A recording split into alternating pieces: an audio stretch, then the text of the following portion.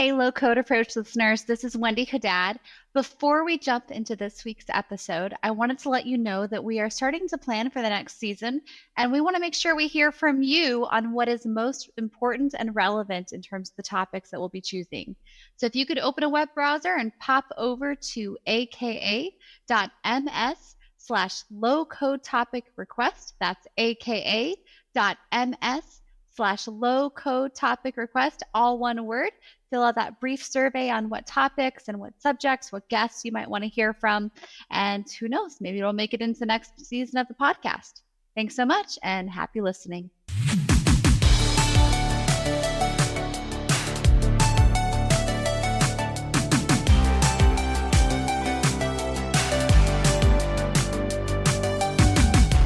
Hey everybody, welcome to a new episode of the Low Code Approach. I'm Sean Feeney, a Senior Product Marketing Manager on the Power Platform team. Today I'm joined by... I'm Wendy Haddad. I'm a Senior Cloud Solution Architect, Delivery Lead, and a former Microsoft customer. And I'm joined by... Dr. No is here and with us today, standing at 5'9", not a quarter of an inch bigger, a rather a unique figure and ready to mix it up. He's the man with the plan, and he is known as Ryan Cunningham, VP of Power Apps.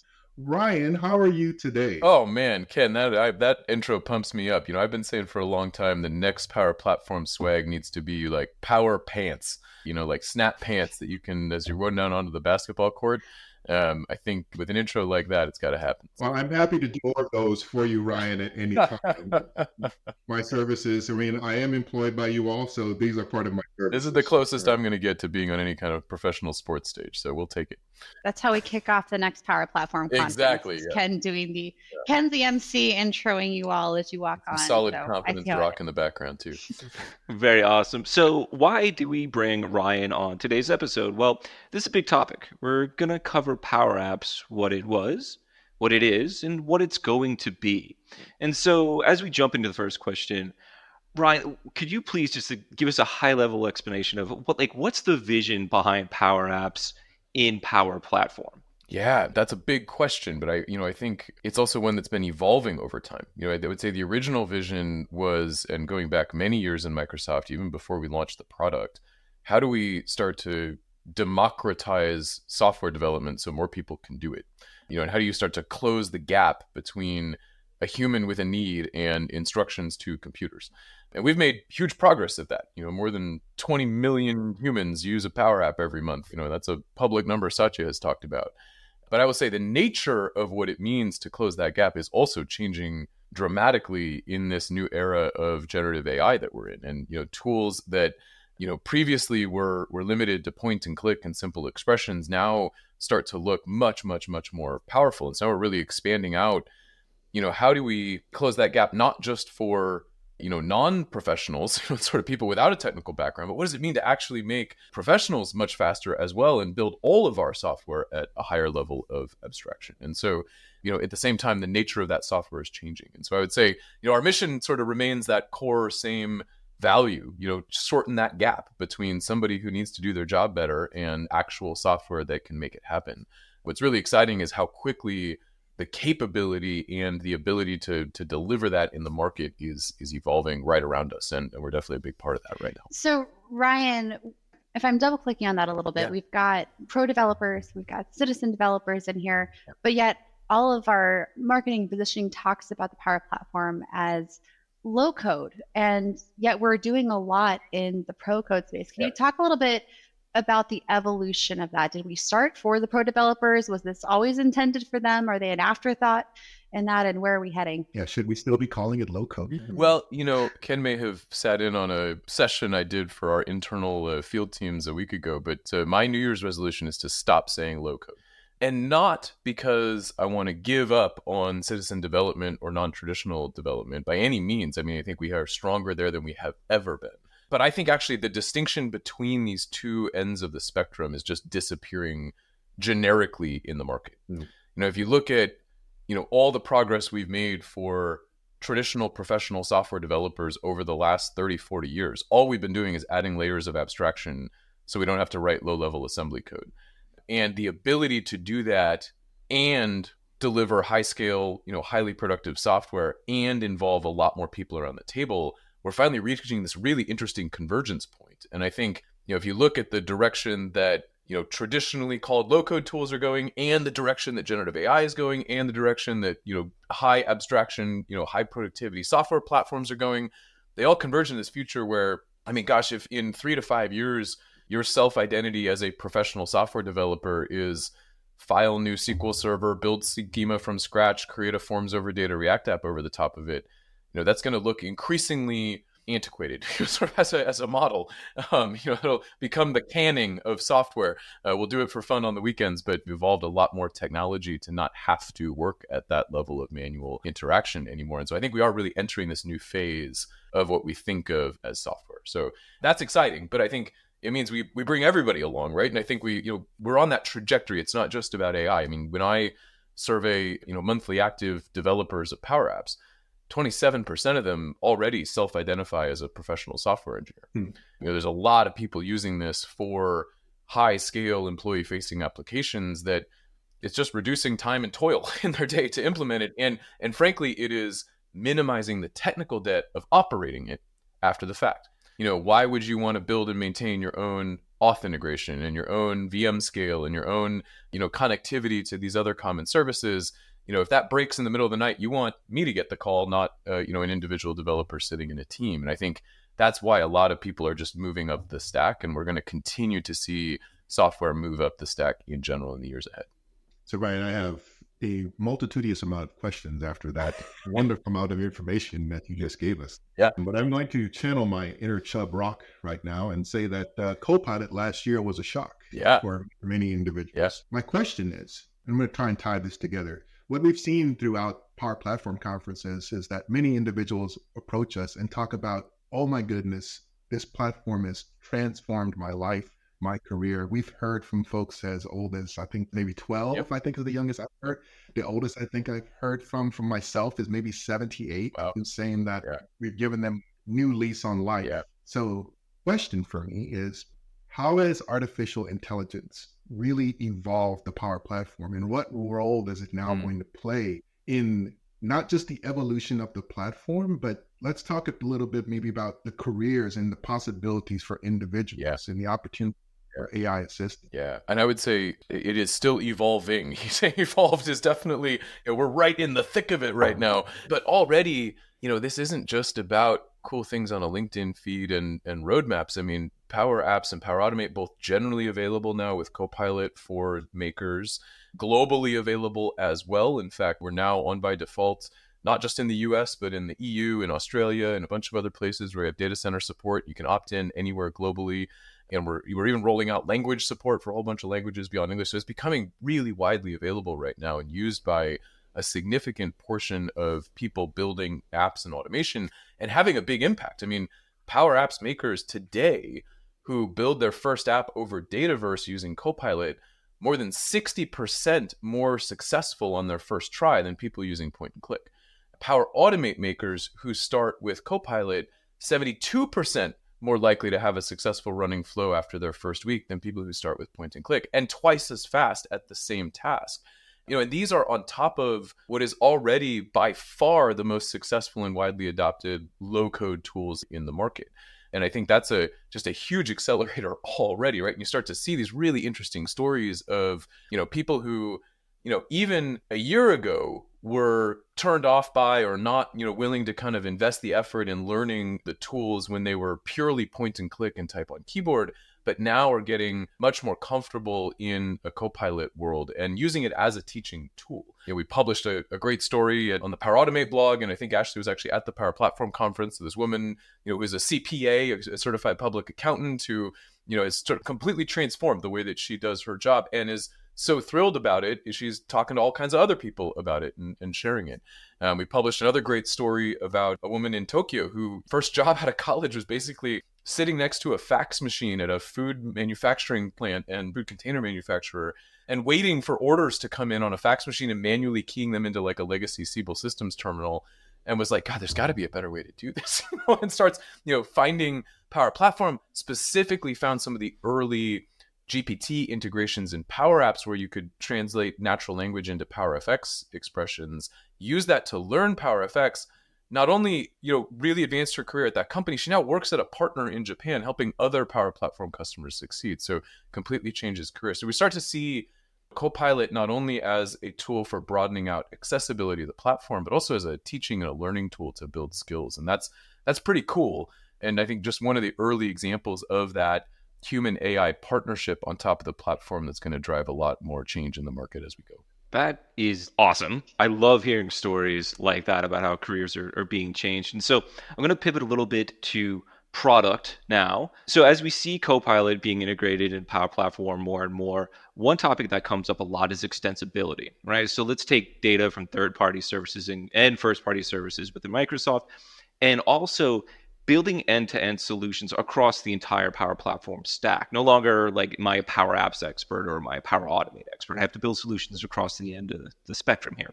How do you see Copilot further being integrated into Power Platform and the extensibility components to help people build richer, more enterprise solutions? Yeah, that's super important to us. I would say, the big difference between sort of the Copilot that you get in M365, Microsoft 365, which will come out of the box and, help you build a PowerPoint or a Word document or retrieve data. And what we do in Power Platform is really that customizability and that enterprise grade, sort of nature, everything that comes around shipping an enterprise grade business app, when you do customize it. And they're intimately connected. Every customer who buys the Microsoft 365 Copilot gets Copilot Studio to be able to customize additional responses and add additional data sources. But then if I want to go build my own custom Copilot, a completely isolated Copilot over very specific skills, plugins, and data sources, I can use Copilot Studio for that as well.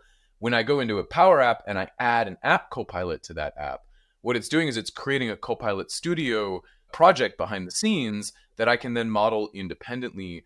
All of those assets are already solution aware. Just I put them in a Power Platform solution. I can run them through a Power Platform pipeline. I can apply rules to them. I can use all the same role-based access control model that I would put over my existing Dataverse data or other systems.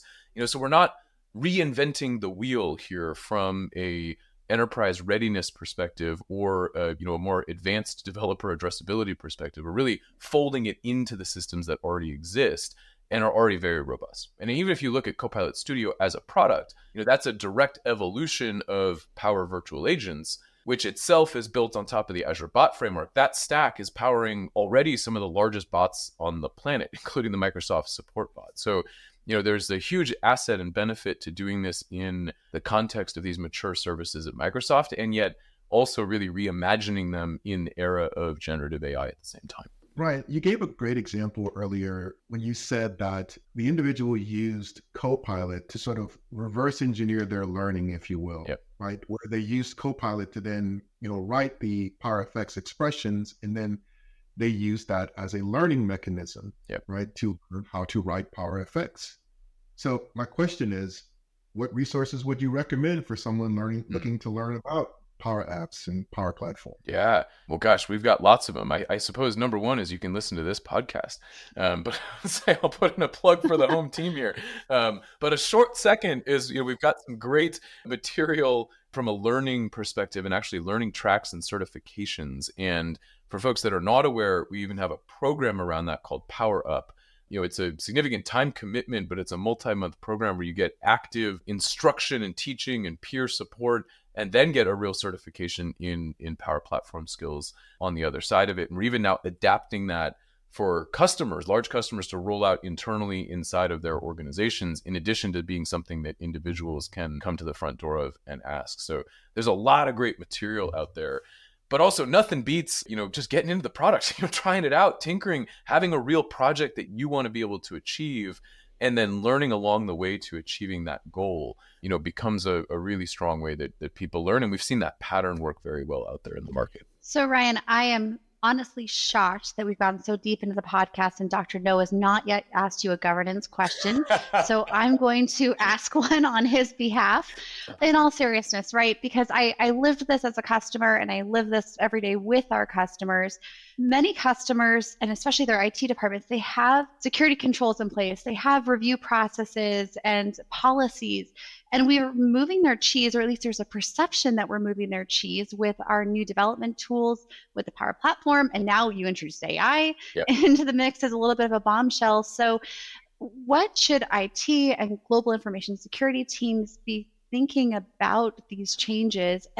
Can the old world of policies work, or do they need to be revisiting some of their security and governance strategies? Yeah.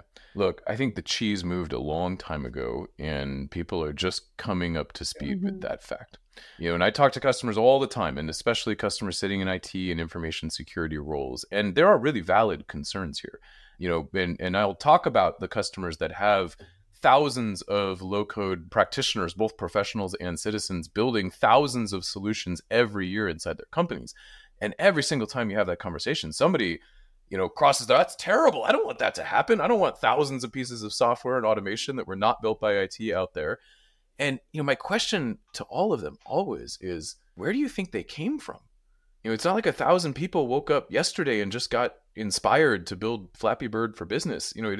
These are all pre-existing processes inside of your organization. In most cases, you just couldn't see them before. They looked like files. They looked like email activity. They looked like shadow IT. If you really want to go secure the enterprise, you need to give people a better option than either, wait for my 3-year backlog or be non-compliant. And that's the impossible choice that we've given so many business people for so long, in the spirit of information security. But it really just breeds all kinds of much riskier alternatives, right? So I think, and especially in a world of generative AI, where 1,000 startups just got funded in the last year to go figure it out, and everybody is rushing to go ship something into the market, all the more important to have a viable path forward, a governable path forward, a path forward where it's all happening on one stack under that user's corporate Entra identity, logged in managed environments, reported on through active activity, applied with a data loss prevention policy, routed through an environment strategy, and then all the way down to running on bare metal services in an Azure data center in your region that's geo-compliant. There is no other company on the planet that can put that stack together for customers right now than Microsoft and particularly Power Platform for going and implementing generative AI inside the company. It is a much, much more compliant way to go look at this near-term future than really anything else out there on the market. Every other vendor is either using somebody else's model or using somebody else's front end and services. And every single time you do that, you're crossing compliance boundaries and creating governance debt. So this is the time to really take it. But for me, this is how we innovate and reduce risk at the same time. And that's why the only thing we're investing in more right now than AI is continued governance tooling, monitoring tooling, security tooling, because that is so critical to the future of what everybody's going to build here. I was reading an article from Gartner on this topic actually recently, where so many organizations are responding to the media hype. Yeah. And so they're scrambling to create AI governance boards and review boards. And I've definitely participated in some of those. But where Gartner was actually advocating was creating an enablement board. And we could apply the same thing, not just for AI, but for low code as well. Yeah. And not necessarily like a center of excellence per se, but even just looking at your use cases across the board and say, how can we empower our most valuable resources in terms of our people to solve it sooner? Yeah. Bringing shadow IT into the light under the purview of IT. And so it's totally true in conversations that we're having now with our customers. 100%. But Wendy, I'd like to maybe add a point in there and say that although the technology and things that we are doing today is new, Copilot, for example, the methodologies and things along those lines may not necessarily be changed or drastically different from legacy protocols of, say, managing things that were on-prem in very large-scale applications like SAP, Oracle, or whatever those things may be. Those practices that those organizations have established already can still be looked at and applied and not needed to be, say, treated differently for Power Platform. Take your learnings that you have and apply those things. Right. Stop treating Power Platform so differently. Right. It's an enterprise grade platform. Treat it as such. Right. I'm going to double click on that, Ken. Do you think that applies just to the policies and processes or to the technology itself? Is it technically different to govern, or are you saying even just your policies and practices? No, I think it ties into all of it. I mean, Ryan said, like, for example, like when you're talking about building applications, this is not just simply for figuring out food orders. Right. Okay. Like an entire business can be run off of a Power App, right? If done properly, right? At an enterprise scale. It can absolutely be done that way. And yes, you do need proper governance and security and things along those lines, but that's an enablement factor to your point, Wendy. Yeah. Right? Not a gate to keep things away from the users. It's the gate that opens everything and allows those folks to do things comfortably, securely, and so on and so forth, so that your security teams are free to go and have more lunch and eat cookies and whatever else. I don't know what security teams do. Give me security professionals. I think security professionals generally avoid cookies, Ken. Sorry, that's my security dad joke. But no, you're spot on. And I would say what a lot of people who have a bias around low code typically, look at Power Apps through that lens of, oh, that's just, the toy. That's 3 screens over a SharePoint list used by amateurs watching YouTube videos. And that's true for a segment of usage. But I think if you look at, this is also the platform that Microsoft employs several thousand professional developers who deliver several multi-billion-dollar global businesses on top of. Architecturally speaking, all of Dynamics 365 is a Power App built by Microsoft on top of Dataverse, a stack which abstracts away more than 60 underlying Azure services and delivers 3 nines of availability and high performance and high security compliance on top of it.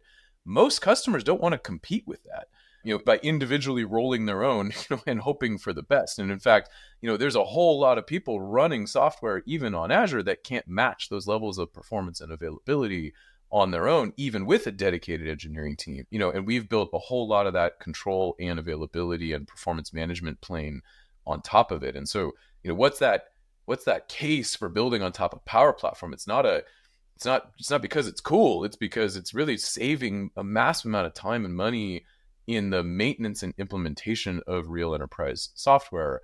And it's broadening it out to a much wider set of humans who can contribute to it. And so if you look at it in like the macroeconomics of technical debt, it makes a lot of sense. I mean, that's a very different mindset to look at it through than, oh, I'm a dev. I got a computer science degree. I don't need a low code platform. Those are just 2 fundamentally different mindsets and approaches today. So I brought it up earlier in the beginning of the podcast, and I feel like any listeners that are still waiting for it are eagerly anticipating what's next. Like where are we going? Where's the roadmap? I don't want people to get all upset because we never covered this topic. Right. What can you share with us, Ryan? Sure. Well, I'd say there's 3 main things on our roadmap: Copilot, and Copilot. I'm being a little bit glib, but I think, and governance would be the third, fourth thing.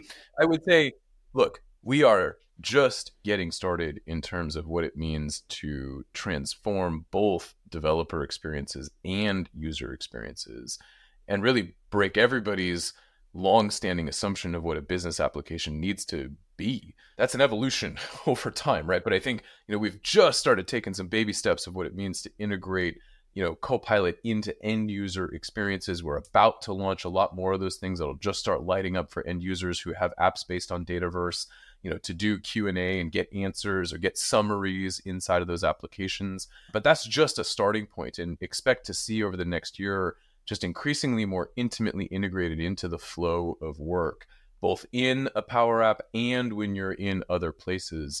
That type of interaction model. And I think we're really starting to push the boundary on what does it mean, to have intelligent experiences that collaborate between humans and copilots. And how do those copilots become helpful, not just waiting for me to ask a question in a chat on the right-hand side of the rail, but how do they become increasingly more proactive and even be able to take direction and do tasks when I'm not there? And so there becomes a really interesting set of questions and roadmap capabilities on that front.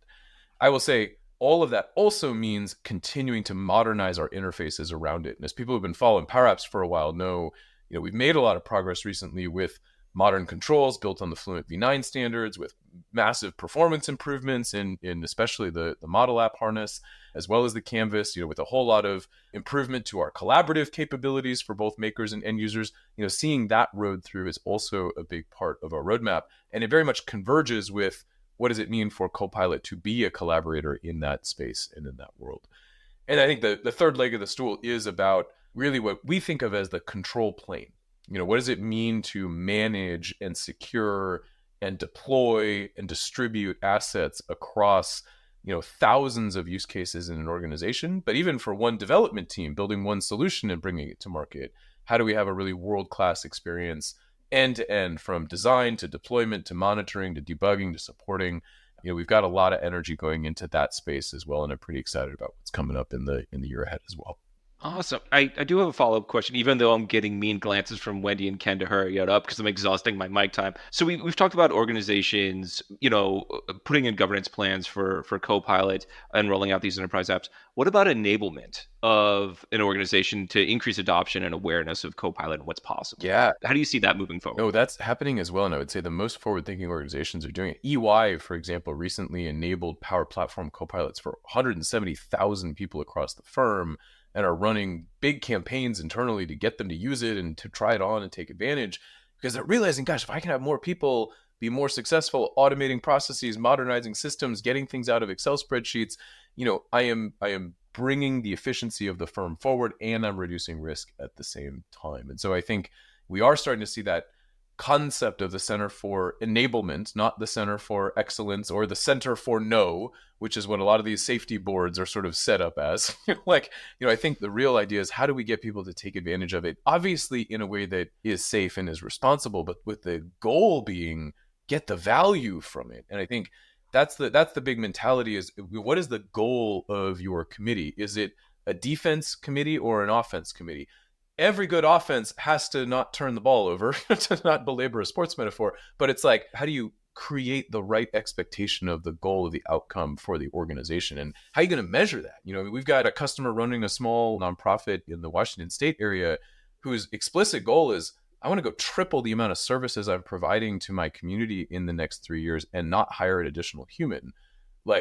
That's a great goal. Awesome. And I think I can do that specifically with Copilot, and by putting Copilot into my solutions in Power Platform, and by, extending the reach of what I can build using the platform.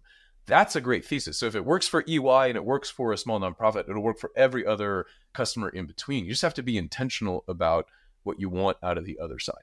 So Ryan, I'm going to put you on the hook here and give you a tough question. Ooh, all right, bring it on. How do you calculate value? How do you prove the ROI of the Power Platform? That is tough, and that's why we have smart people like analysts at Forrester Research who have gone and talked to 33 customers that all spend more than $1 million a year on Power Apps licenses, and have done an economic impact study. And what's really interesting, that study is on our website, you can download it. But if you read the details, they say the aggregate customer not only recoups their $1 million investment in the first year, they get an additional $1.2 million of payback on top in the first 12 months. And then that ROI ratio has a triple-digit compounding growth rate over the ensuing 3 years, even as they ramp up additional spend on the platform. Okay, so how do you quantify that? They bring it back to a couple of different factors. First and foremost is the actual ROI delivered to the business. How much time are you saving in operational roles because you've eliminated manual effort, or you've made things easier? But then even from an IT perspective, this enables kind of a new and different type of economics.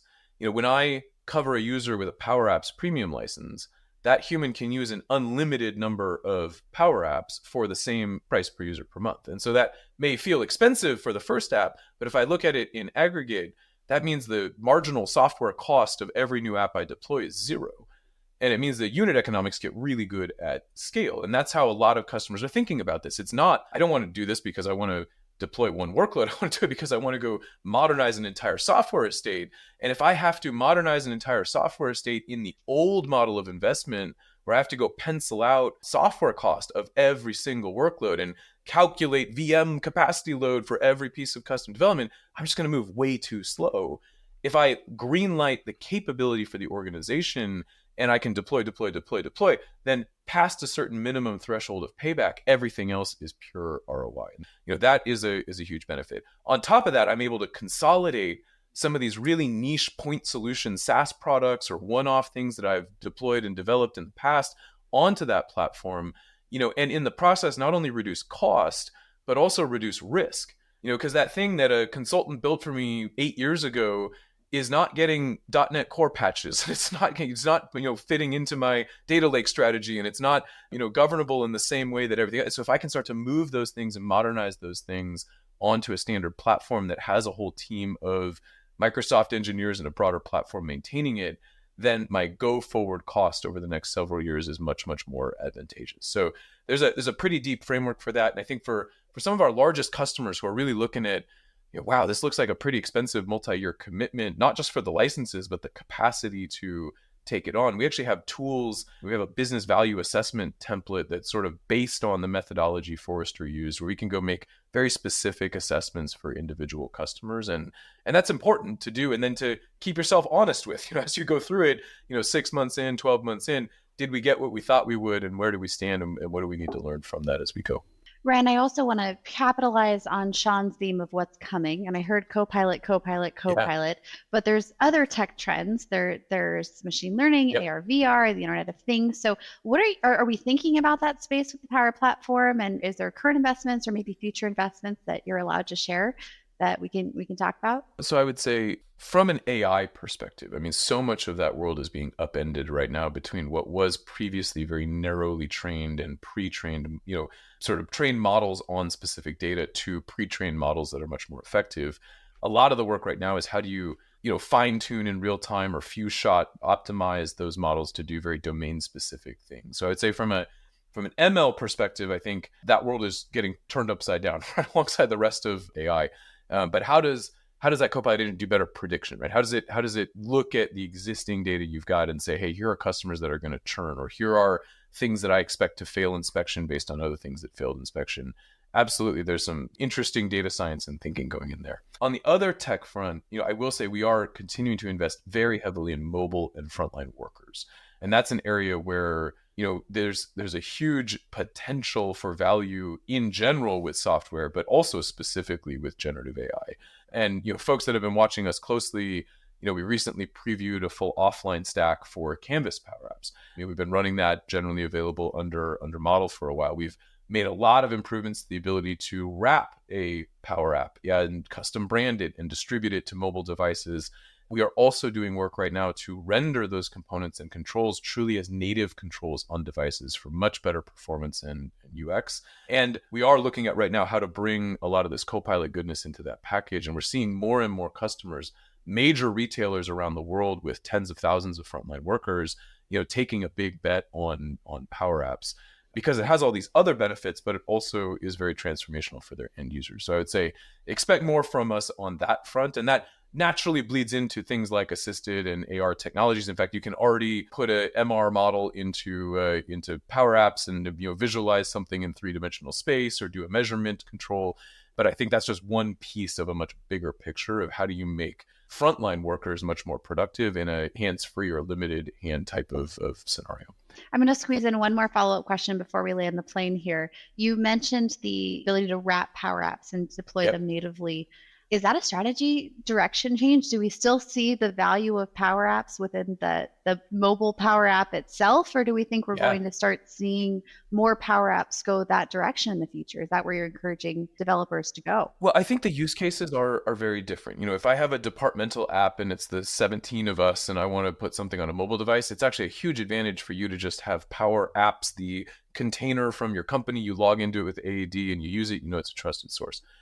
If I'm a global retailer deploying to 30,000 frontline workers, I want that thing to have my logo on it. I want to probably mix some native code into it, but I still want to get the benefit of not having to do all of the low-level iOS and Android management myself. I still want an app package that can run on the web as well as on mobile. That's why Power makes a lot of sense. And so, I think we'll see both coexist. We're not getting rid of the Power Apps mobile app anytime soon. When I wrap it, I'm just literally taking a version of that mobile client that used to be called Power Apps with a purple icon on top, and I'm subsetting the apps that show up within it. I'm putting my logo on it, and then I'm distributing it my own way. And so there's a big asset there for sort of the centrally deployed, company-wide application. I don't think that completely obviates the need for more citizen-developed or bottom-up use cases. So, Ryan, you're a dream guest that we wanted to have on for a while, and so I'm so glad that we were able to have this conversation. But unfortunately, we do have to wrap up the episode. So thank you so much for joining. We're going to have tons of links out to all the things we talked about. And I almost feel like this is required listening for everybody internally and externally, because this has been absolutely fantastic.